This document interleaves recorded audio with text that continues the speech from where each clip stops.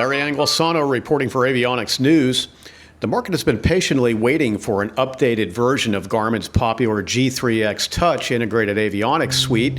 It's finally here, and it's not called G4X, but instead it's called Axis.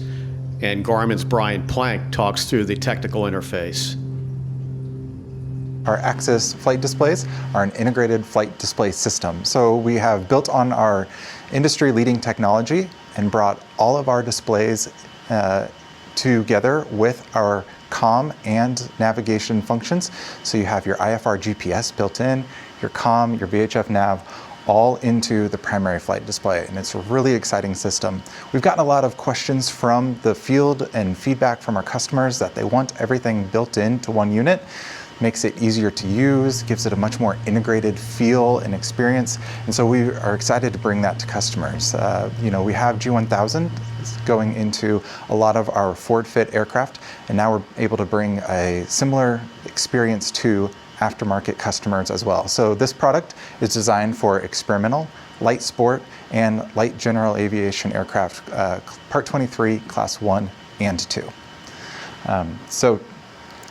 One big thing, being able to build all of our units into the primary display means that we don't have to have the center stack for the system.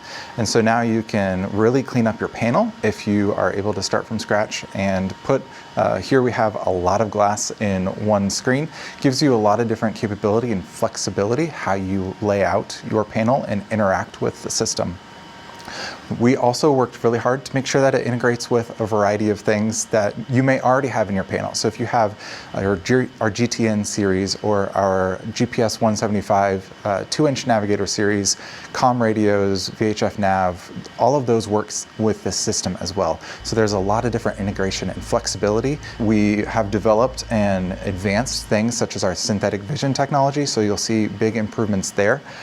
So there's a lot more integration that you can see on the ground at an airport. You can get an exocentric view and see safe taxi information as well, so to help you navigate around the airport. We do have surface watch, we have runway occupancy awareness.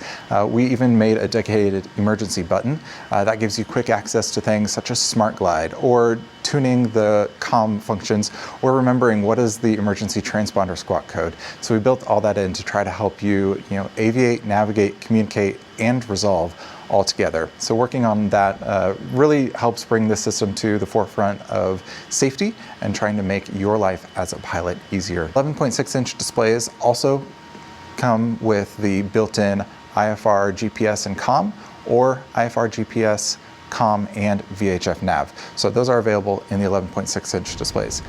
We were able to make these displays fit into the same mounting holes as our popular G3X Touch displays.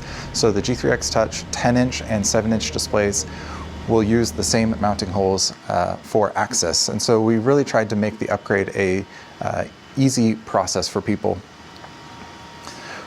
We have displays, the base displays are available as experimental or TSO for certified, and then the IFR GPS, comm, and VHF nav displays are TSO certified for any aircraft as well. One thing this really helps us with being able to bring the GPS and comm into the units is that we simplify installation. So on the backside here, there are so many fewer wires now that we have all of the units built into one display. So this here is my primary flight display, my IFR GPS, my comm, my nav, and it functions as my audio panel. So that really simplifies it, and it helps us be a little bit more robust, because the having the wiring in the unit itself means that they're on PCBs rather than wiring behind, where it could maybe rattle or flake, or if you've got a cold solder joint, that's just never a great thing.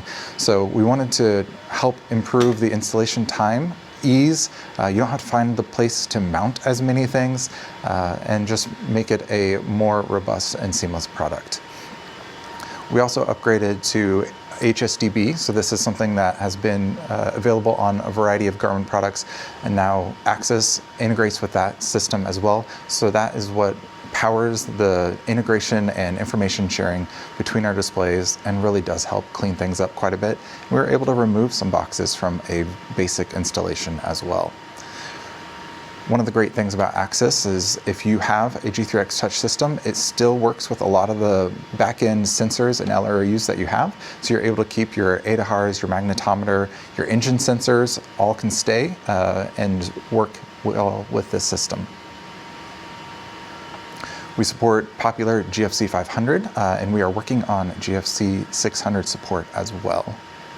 We really also designed it to work well with an existing center stack. So if you have our GTN XI series or the popular GPS 175 2-inch navigator series, you can get a base Axis display and integrate it into the panel. This makes it really powerful because now I'm able to edit my flight plan from either my primary display in front of me or my navigator in the center stack. So wherever I feel most comfortable laying out that workflow, I am able to seamlessly share that information back and forth, and these two systems work together in a much deeper way than we've ever been able to do before.